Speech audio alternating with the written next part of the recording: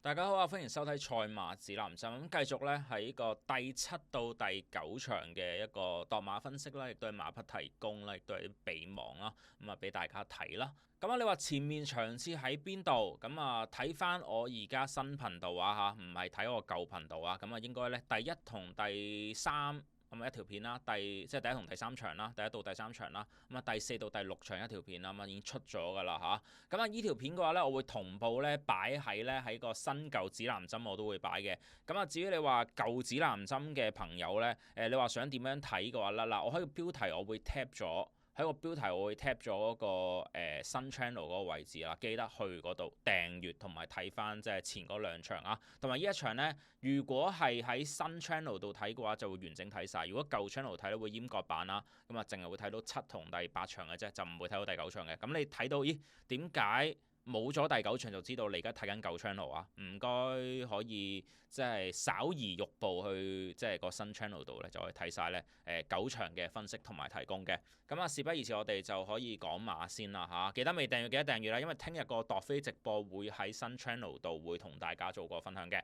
咁啊第7場呢場其實望落去，我覺得都係算係有啲難嘅，都唔容易㗎。咁啊我哋睇下有啲乜嘢值得我哋去即係嗰個備忘上面啦，或者可能啲試閘有冇啲好嘅試閘可以睇到啦。咁啊我覺得暫時應該11號嘅良區好友啦，之前試閘第一贏半個馬位仲未上名，而呢隻馬呢，今季喺呢個路程係上過名㗎，同程都係最快呢1:9.32啦，揸住好檔5檔啦。嗱有個揀騎情況，佢似乎係棄騎長隆區，嗱長隆區上次佢跑得好嘅。咁啊，所以佢棄騎依個位置咧，可能都值得大家去留意一下啦。咁另外就係2號雲星解數又試閘啦，試入跑第4就 OK 嘅走勢，到7號嘅旺旺勝叻都有個試閘啦，咁啊都係不過不失啦。咁另外咧操練上面有啲奇怪就係4號嘅團結戰靈啊，上次贏馬嘅，上次贏咧田泰安操1次啊，贏完操4次啊，我覺得今次都有機會，但係我唔係好中意佢今次個檔位，可能稍微差少少。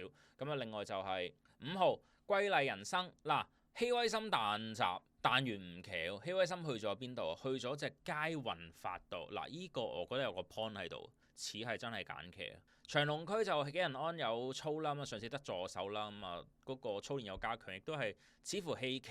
其實講棄講唔棄，其實就係9同11佢哋交換咗坐騎，呢度睇下有冇啲交換嘅 point 喺度啦。12號飛雲啦，咁啊埋門騎師跳草地啦，呢個馬房好少有啲咁嘅嘢，有都係揾阿志宏做，佢揾騎師做，揾阿潘大衛做，呢個位置有啲古怪。咁啊暫時古古怪怪係呢幾隻啦，咁啊點樣買啊？揸膽點揸啊？幾隻啦，其實我覺得都難揀嘅。嗱最好一定係團結戰靈嘅，啱啱試完仲要操得仲辣啲，咁但係10檔，我覺得10檔可能有啲難跑，我唔知佢會點跑，可能會後追不及啊，咁有機會噶嘛。咁啊其次就係8號嘅呢個駿馬之寶，今次個檔位好啲，上次跑第2係咪？不過你話佢好啲都係好啲啲嘅啫，10檔同8檔唔會話真係爭得好遠，所以呢兩隻都未必話可能揸膽。我覺得揸膽可以試下11號嘅良區好友，呢隻馬啊之前試閘第1啦，今次我揀騎情況啦。跑翻上次上名路程啦，時間最快1:09.32啦，即係暫時望落去整體信號呢。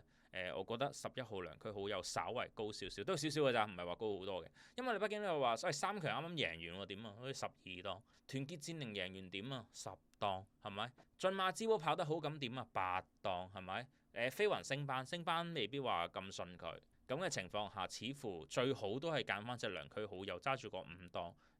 退而求其之就可能係8號嘅駿馬之寶，即係首選呢兩隻啊。再數就交運法啦，睇下佢咪選騎啦，咪呢個路程都快嘅1:09.65，亦都係有個選騎情況。咁啊，長隆區今次都係有個大改變，但係我唔中意隻馬呢，唔準啊，唔準你先至會成日贏唔到啊，又成日輸。你睇到佢都即係個發揮都唔係好穩定，所以呢啲馬我都係可能。即係腳好啲啦，即係就咁望落去，其他馬冇咩特別嘅啦，其實都已經即係可能呢幾隻都差唔多係個範圍噶啦。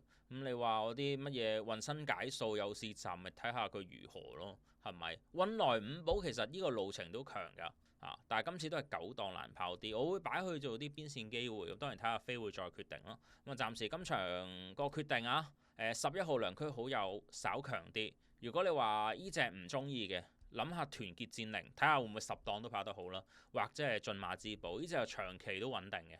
咁啊8檔，但係今次都係個檔位都係爭少少，不過我覺得都唔會話即係太差嘅，起碼都即係你嗰啲三強啊，團結戰寧啊，10檔12檔未出聲啦，係咪？運來5寶9檔，咁你駿馬之寶 even 你8檔都叫做好過好多隻㗎啦，已經。即係今場會大概咁樣睇啦。咁啊睇第8場。第8場有咩值得注意關注？睇下啲閘先啦。林家精神，sorry，林家山神5號馬，咁好似有啲嘢睇。咁啊，上次試閘第1啦，係咪？咁啊，跟手就仲要係今次試閘第5啦，個第5都唔差嘅。咁啊，另外沙井之友，嗱呢隻馬其實之前有飛過幾次嘅，咁啊有嘢睇。咁啊，今次就贏2個幾馬位添啦，試閘係咪？絕塵翻嚟啊，真係話一放絕塵，你睇都睇唔到佢啊。咁另外就係呢個叫做傑出漢子啦，之前有個集叫自動湧上。咁啊，仲未上名嘅，咁啊，今次落班添，拍翻呢個路程都係值得注意啦。傲然6號馬有個集第5，不過不失冇咩嘢睇。8號馬嘅駿馬之光，咁啊試閘4個反應就一般啦，尚可咁樣樣啦。咁另外操練改變有咩睇？2號嘅安康萬利，嗱呢隻我中意嘅，嗱時間都快，路程都準，OK。咁啊埋門有副練加騎師操，上次得騎師嘅啫，今次多個副練啊，兩個一齊嚟雙劍合璧，睇下係咪天下無敵啦。咁啊睇下隻5號嘅林家山神都有啲嘢睇㗎。嗱埋門騎師操，上次得助手，今次明顯大改變，先埋嗰集第1，今次有機會大變身嘅呢隻林家山神。咁啊另外就係12號嘅後運星球，嗱呢隻都要注意翻，就係埋門用潘明輝操，上次冇呢招，今次突然之間有，同埋咧無畏傑呢個馬房又中意爆冷啦。呢隻馬其實之前咧曾經同大家討論嗰個位㗎，就係咧究竟千杯不醉究竟係潘明輝棄騎定係點樣樣係嘛？大家記唔記得？係咪千杯不醉啊？定係咪千杯不醉？好似唔係呢個名。總之另一隻姚本輝嘅一隻1200米馬啦，我唔記得個名添，突然之間唔係千杯不醉 ，sorry 係第2隻。咁啊，之前討論過緊係咪選騎定棄騎咁樣樣啦。咁啊，最後都係發現應該都係真係潘明輝選騎㗎。咁啊之後咧就爆咗個第3個冷門喺度啦。咁啊，所以咧你話呢個幸運星球咧，今次做埋個操練有個大嘅即係少少嘅好嘅信號啦。咁啊，今次其實都幾好嘅，揸咗個4檔，我諗即係懶懶地應該幾值得買。幾多倍咧而家？我覺得應該唔會好，應該就唔會熱嘅係咪啊？哦，都8倍幾嘅啫，都唔算話，真係唔算話幾難。咁啊，另外就係隻10號啦，呢個精彩進帳啦，上場贏得好出色啦，咁啊升埋班添，咁啊但係升班啊冇之前咁容易㗎啦，雖然上場贏到甩晒。咁啊，今場會點樣揀？我自己會屬意揀翻隻安康萬利。咁啊，今次啲操練亦都係有加強啦，係咪？亦都係似乎有個選騎情況啦。咁啊，精彩進帳上次係何澤堯騎啦，不過今次可能都鑑於少少做榜問題，可能都唔出奇，即係未必話係真係佢揀嘅，可能騎唔到都唔出奇。OK，咁啊，安康萬利我覺得會都幾好咯。咁啊，其他都冇，即係其他嗰啲你未去到話好準，即係你懶懶地可能試下隻12號幸運星球，同埋呢啲馬都係叫做即係叫做今季曾經1200米即係有啲好成績，上場嗰啲係輸半個馬位啫嘛，輸得唔遠。咁但係你當然你整體梗係安康萬利準好多啦，係咪先？揸住個6檔非常之好跑。咁啊，做啲咩注意啊？輕功猛男啦，其實呢隻馬咧喺呢個班度咧係夠跑㗎。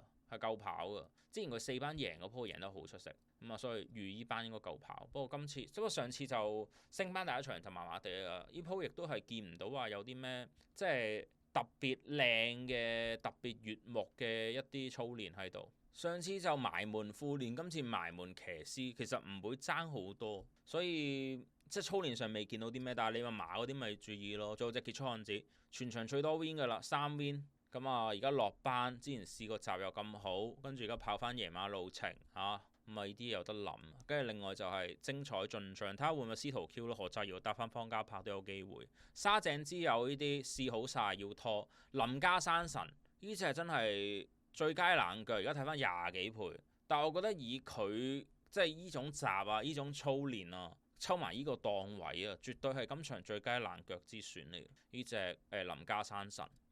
另外就係呢個咩都要諗一翻啦，呢個11號嘅川河洞區。咁啊，之前其實佢試過幾次集都第1㗎啦。咁啊，上次都係跑呢個路程跑得好，上次無啦啦走去跑泥地輸，唔好理啊，跑泥地輸嘅事，因為佢係谷草馬嚟。而家翻嚟其實係最好，咁所以隻川河洞區係需要注意啦。咁綜合翻啦，今場我覺得膽2號安康萬利，我覺得最好㗎啦。最佳冷腳5號林家。廿幾倍喎，俾啲咁嘅操練你廿幾倍，梗係抵玩啦。7號沙鄭之又要啦，12號幸運星球要啦，咁傑出漢子啦呢啲啊睇住佢啦，跟住其他就可能係10號啊，精彩進帳升班繼續好，11號嘅川河洞區呢隻馬就谷草1200不嬲都係絕佳㗎啦，咁啊大概會係咁樣樣啦。嗱，如果係仲係睇緊以前個頻道嘅話呢，咁條片去到呢度就完結㗎啦。咁啊，如果你話想睇翻其他場次，稍移玉步去新嘅頻道。咁啊，如果睇緊新嘅頻道唔緊要，條片會繼續去嘅。咁啊，後邊繼續講落去啊。嗱，第九場其實都唔算話容易㗎啦。老實講，今場都咁啊，有咩注意翻？睇翻啲閘先啦。第7號馬個閘好靚，試閘第2撞呢個姿態吸睛啊。咁啊，另外就係太易穩啦，有個閘啦，試入第6啦，未曾騎過，亦都係唔俾你睇啦。操練有啲咩特別嘢？10號嘅電信巴打呢隻要即係上次其實度馬片已經講咗㗎啦，哇粗爆機喎，係咪？跟住留一留先，今場就應該要見到啦，係咪？佢嗰次係跑報1200，其實冇咁好，隻馬最佳首本路程7 win，全場最多 win 7 win 8 pay 1650，今次一檔點都係搏㗎啦，睇下搏唔搏到咁解嘅啫。咁啊粗爆咗㗎啦！我自己睇今次隻馬機會都大11倍，而家懶懶地真係唔係講笑。咁啊睇呢隻電信巴打有冇嘢睇到啦？另外快路啦，上一次92指啊，諗一諗佢啦，咪指數比望嘅情況喺度咯。咁人和家興嗰啲有個選騎，不過嗰隻馬我覺得過嚟陪跑多嘅，我唔係好信隻馬，但係隻馬有機會今場領放大衛希斯隻馬，咁啊希斯出2隻。咁啊，今場點樣揀？我覺得膽都係揀翻隻1號起年勇敢。上次啱啱贏完啦，哪怕1800也好，點都好啦，即係起碼贏開檔位好，路程亦都係熟，2 win 3 pay，最佳時間1分38秒36，贏晒全班係咪？其次揀乜嘢？3號太陽勇士，呢隻馬亦都係路程超好，唔明點解潘頓唔騎，但我覺得有機會係嬲咗潘頓，因為上次潘頓佢唔騎，今次唔俾佢騎翻，都有咁嘅機會噶嘛。而潘頓揀嗰隻至尊貴寶呢，我唔係好明啊，因為呢隻馬其實係1200上1650啊，我覺得加程太多咯。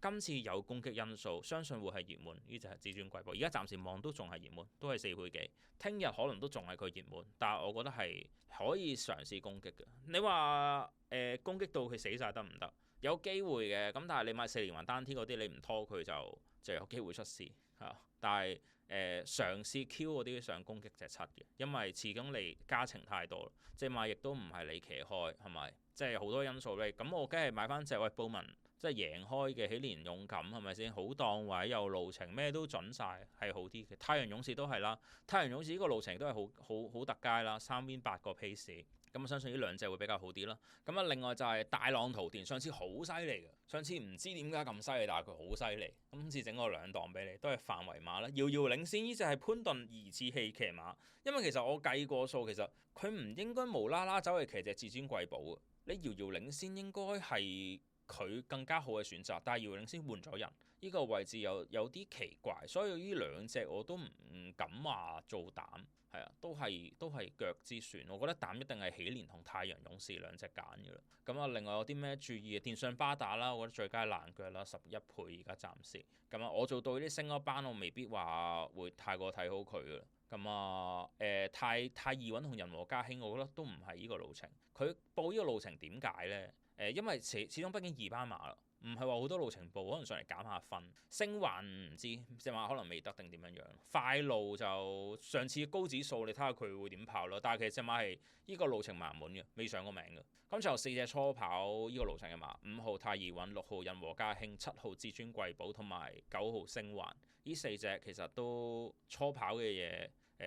如果你話冷嘅，你咪拖下佢咯。仲要熱，咁你點樣諗啫？隻至尊貴寶係咪先？即係我覺得，如果你話1650優先拖翻路程專家啦，1、2、3、4隻都贏過。啊，唔係，sorry，遙遙領先未贏過，但係遙遙領先有一鋪好出色嘅，嗰鋪跑入 Q 好出色嘅。咁啊，梗係優先即係揀啲跑過識跑嘅馬啦。甚至我做到懷疑佢升班未得，或者可能升班嗰個水準未夠。咁但係都好過你揀隻乜嘢人和家興1200馬，即係我會咁去諗。咁啊，大概呢場分析會係咁樣樣啦。多數1-3㗎啦，都唔會點改嘅。你睇下嗰日你放定你追啦。如果好利放嘅，可能3。同埋希斯有兩隻啊嘛，希斯兩隻嘅話似係有少少策略嘅，即係可能人和家興啊死放，太陽勇士啊跟住個好位有遮擋咁轉彎過晒，即係有啲咁樣嘅部署咯，個感覺上。咁啊今場大概咁樣樣啦。咁啊，墮馬分析就分析晒㗎啦，提供晒㗎啦。聽日睇埋飛再作呢個即係最後嘅決定啦。咁啊，呢條片都好重要㗎，大家有時間可以咪兩咪，聽日你啲馬熟晒㗎啦。咁大概咁樣樣先啦。記得訂閱，唔係聽日會睇唔到我度飛直播條片。